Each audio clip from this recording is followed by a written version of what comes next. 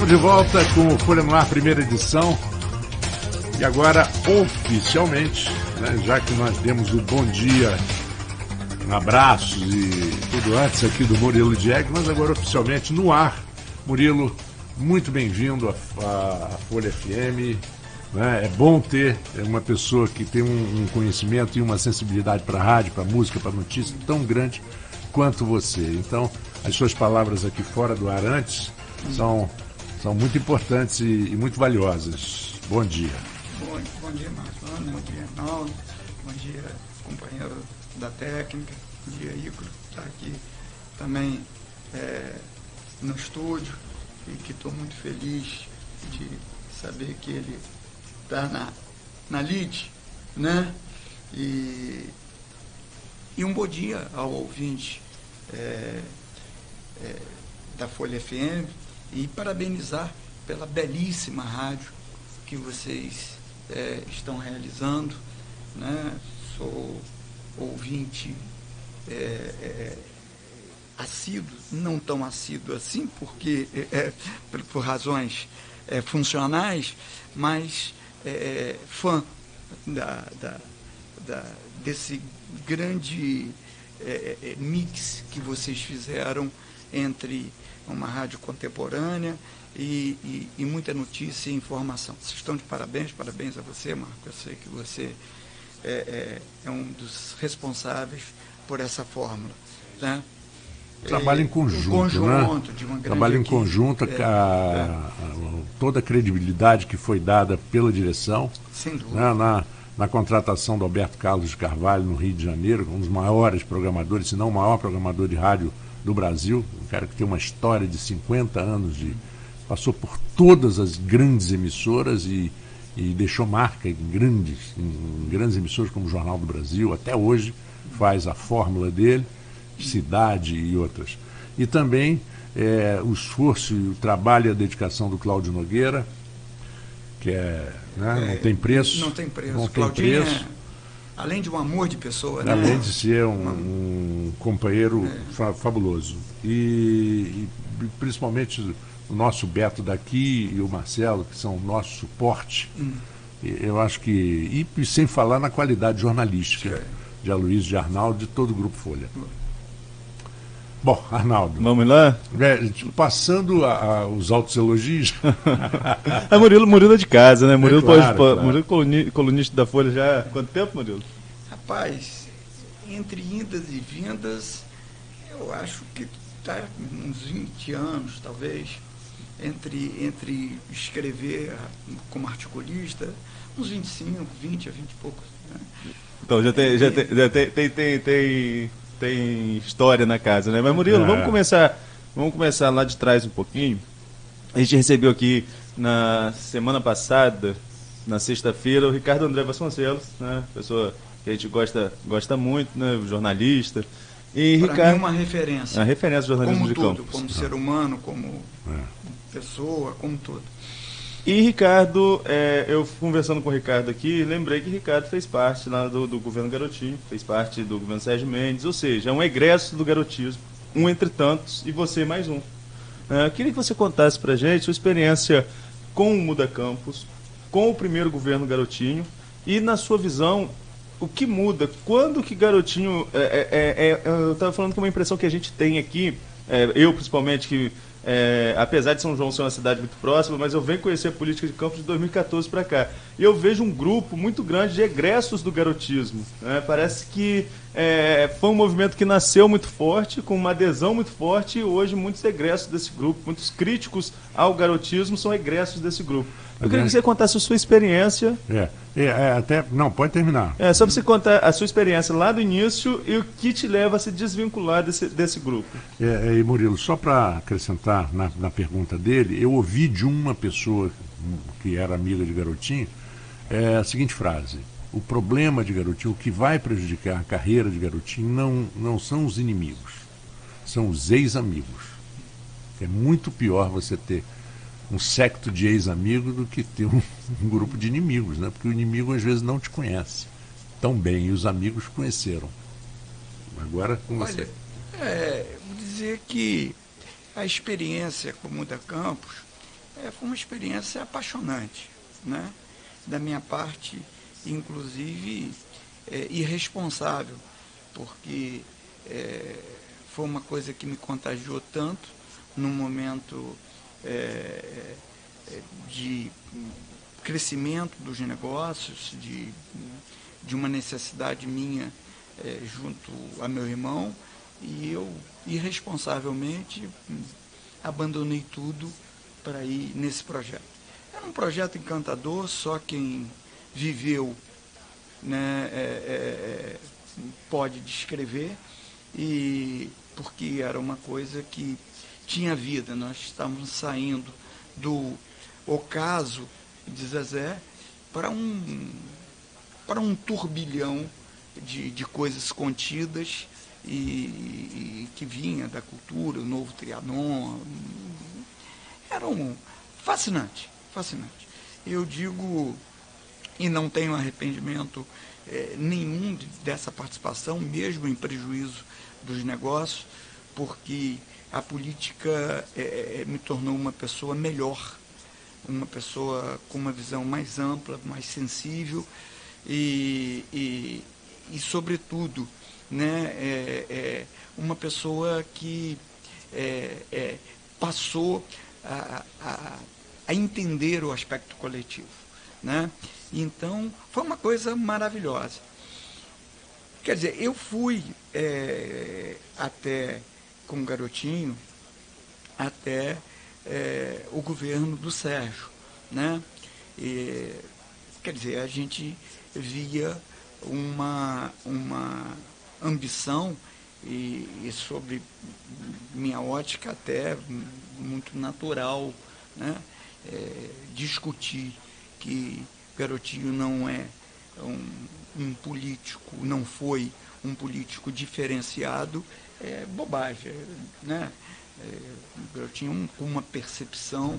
Eu me lembro, uma vez a gente almoçando no Rio de Janeiro, ele falava em 5 milhões de pessoas como se estivesse referindo a distribuição de votos, como se estivesse referindo a distribuição dentro da casa dele, né? Uma visão privilegiada, indiscutível, a inserção nacional que ele teve, né?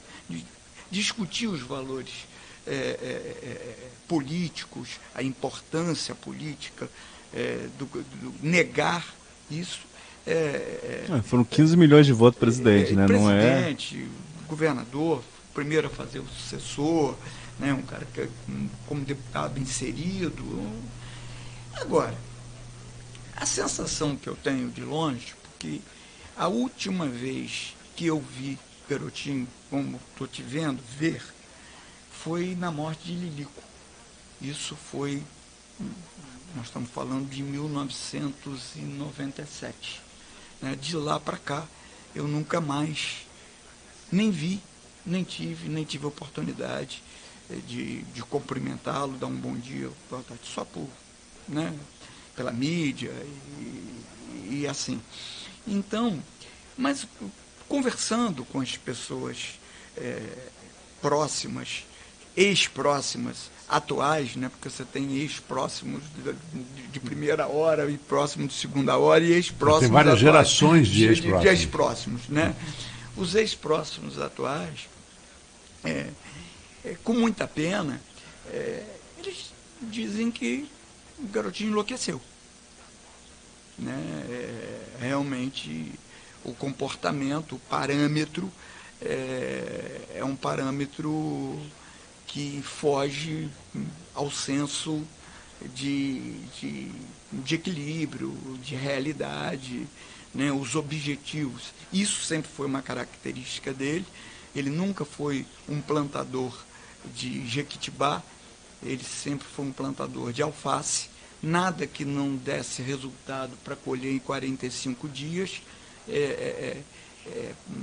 devia ser feito, né? Plantar, né? Coisas para o futuro, né? A gente lembra disso, que a gente fez aquele plantio de árvores que ia para o Guinness, foi para o Guinness, né, como o maior número de árvores plantadas, só depois esqueceu-se de dizer que foi o maior número de árvores plantadas e mortas, porque não houve sempre o cuidado depois, o cuidado com o projeto, com a sobrevivência do projeto. Então, esse assodamento, que sempre foi uma característica dele, e sempre está no projeto seguinte, você percebe isso, e isso é um mal que se tornou aqui, o cara mal chega numa determinada cadeira, ele está falando na sucessão, ele está falando num novo projeto. Quer dizer, passando claramente que ele não tem compromisso com aquilo do momento. Do momento, né? Então, essa é a avaliação que eu faço. Acho que o Muda Campos foi uma coisa muito importante, quadros revelados de primeiríssima grandeza, um exemplo citado aqui, o Ricardo André Vasconcelos, que é como cidadão, como profissional, como ética, como tudo, uma pessoa incomum, e tantos outros gerados por isso, e a liderança dele, né? O Garotinho é um motivador nato. Né? Falamos aqui isso, né? O Ricardo falou nato, isso, ele sabe incentivar. Incentivar, é um animador, né? A capacidade de contagiar, de uma pessoa no trato, uma pessoa simples de lidar, quer dizer, uma pena. Agora, essa empolgação do Muda Campos, pelo menos lá no primeiro governo, no primeiro governo do Garotinho, ela se refletiu lá no primeiro governo? Absoluta.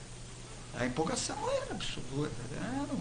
Era um time, eu diria assim, num bom sentido, um time de alucinados. Trabalhava 20 horas, 15 horas. Era incrível. Era uma motivação, era o prazer de fazer e de realizar. Era uma coisa encantadora. Você sabe, Murilo, sem cortar, Arnaldo, eu conheci o Garotinho apresentado por Fernando Leite. Fernando Leite insistiu. Eu estava no início do meu trabalho na Rádio Continental em 88, por aí, e Garotinho era deputado do Rio, não conseguia emprego em rádio em Campos, e o Fernando Leite me pedindo todo dia para eu falar com o Garotinho. E outras pessoas falavam que eu não deveria falar com o Garotinho. Mas eu aceitei, eu falei, peraí, eu sou profissional, tenho que falar com o cara. E eu caminhei da antiga Rádio Continental ali na 13 de Maio até o centro da cidade, tinha um restaurante árabe ali no centro, acho que na Santos Dumont. Tinha um... Acho que é o Monte Líbano, não? Era um Monte Líbano, uma coisa assim. Fui com ele andando, só que aquele espaço pequeno demorou quase 2 horas, porque todo mundo na rua parava para falar com ele. E ele sabia o nome de todo mundo, da família toda. E eu fiquei pensando, eu como visão de radialista e jornalista, eu falei, pô, esse cara é um fenômeno. Né? Esse cara não pode estar fora da rádio, porque se ele estiver na rádio, a rádio vai para o primeiro lugar. Então, para você ver como é que era impressionante essa áurea que ele espalhava. Né? Incrível. Eu até complementaria, quer dizer, o que a gente não pode deixar registrado, que ao mesmo tempo que ele foi esse furacão, sem dúvida nenhuma, até pelo preparo, pelo conhecimento, pela inserção, ele é o principal responsável por esse estado de coisas que a gente está vivendo. Né? Da mesma maneira que ele foi brilhante, ele foi, principalmente na gestão Rosinha, que na verdade não é gestão Rosinha, é gestão Garotinho, né? Ele foi de uma irresponsabilidade, de uma maldade com Campos inominável.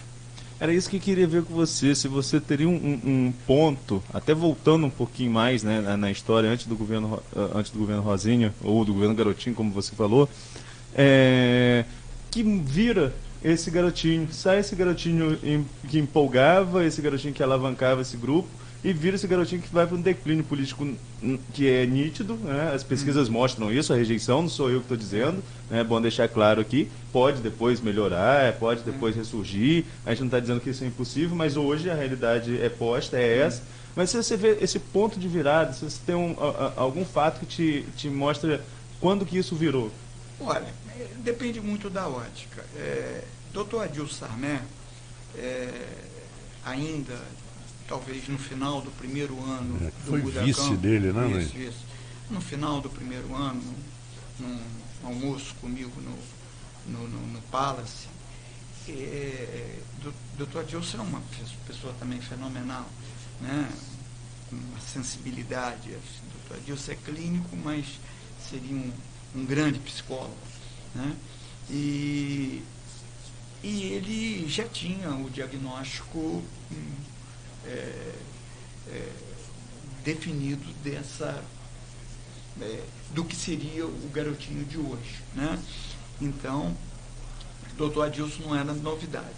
Agora, para mim, eu acho que o ponto de ruptura foi quando o garotinho sai de Campos e vai para disputar o governo do Estado, entra na secretaria, passa a ter uma visão de política já dessa turma que está toda aí na cadeia, que já vem de lá, né? Uma noção de política que eu diria pejorativa e perversa, né? Tem e aí era o projeto de poder, né? Tem uma passagem entre a gente que eu vou só no que é relevante, eu fazendo um argumento a respeito de uma pessoa que se tornou ex-amigo e ex-aliado, e essa pessoa, para mim, ela detinha dois sentimentos muito importantes e que eu valorizo muito: o de admiração e gratidão ao garotinho, né? E eu fui intermediar essa reaproximação, dizendo o quanto essa pessoa gostava dele. E ele me respondeu: Murilo, gosta de mim, de quem gosta do meu projeto político. Ali foi uma coisa que me chocou muito, né? Quer dizer, a impossibilidade de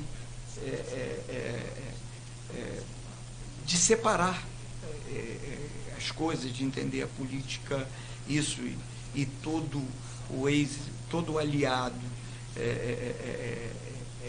que tinha todos os valores do mundo, ao deixar de ser aliado, passava a ter todos os defeitos, não tinha limite para ser atacado, né? E na verdade, o que mostra que ele iria para um processo de isolamento, ele e o poder dele, ele e o núcleo do poder dele, que hoje, com raríssimas exceções, fica reduzido quase que à família, né? Uhum. Daquela turma do Mudacampos, tem algum que ainda esteja? Acho que só Ferrugem, né? Que se manteve. Não, mas está fora, né? Também está fora, né? Está fora. Quer dizer, não sei se é rompido ou não, mas dentro da política, eu acho que há muito tempo eu não escuto que Ferrugem... Só o filho, né, Thiago? Eu acho que o Suledil... Suledil. Eu acho que o Suledil... E não estou assim me lembrando muito mais pessoas, não, né, que têm origem. Com certeza, eu diria que muito mais do que 90%. Então essa impressão que eu tenho que o grupo de egressos é maior do que o de aliados Isso não é uma impressão, isso é fato. Não, pelo fato de eu não ter acompanhado. Não, é fato.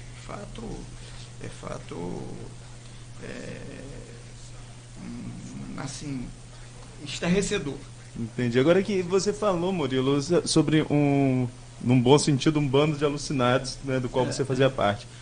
À luz da história, assim, qual a sua impressão da sua participação naquele governo? Como você avalia a sua passagem lá no primeiro governo? Olha, eu, na verdade, eu tive uma participação mais efetiva. Eu entrei no segundo ano como diretor da Codenca na gestão de Amaro, né? A gente entrou para fazer um projeto de fortalecimento da confecção. E com a saída de Amaro para o serviço de Sérgio, né? E eu fui à presidência, né?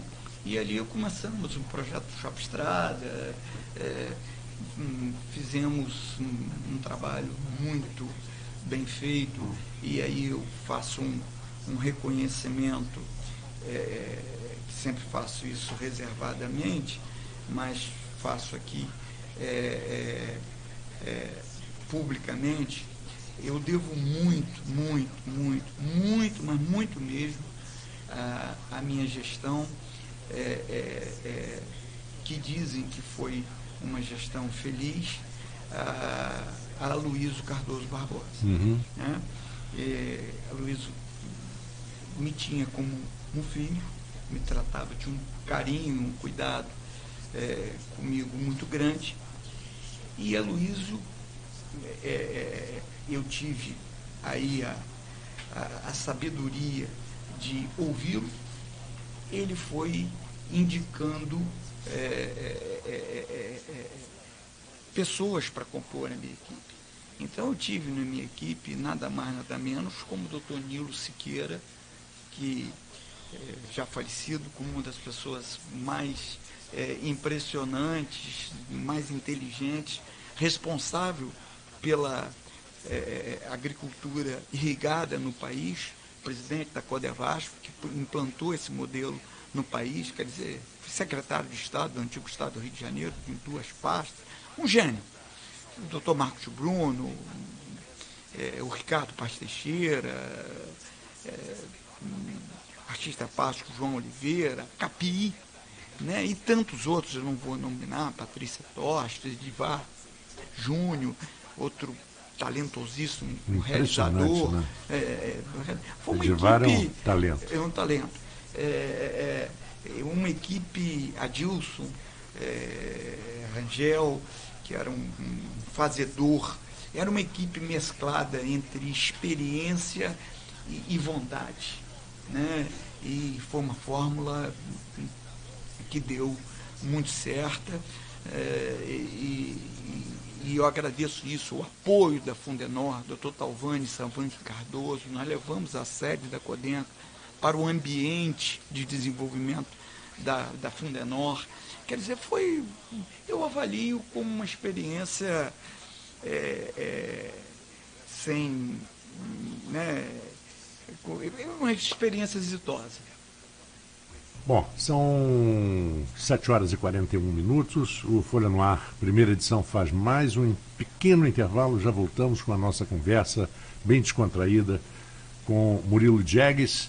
O oferecimento do programa é de Nova Canabrava, Laboratórios Plínio Bacelar e também de Clínica Proteus. Quando se pensa em exames laboratoriais, logo vem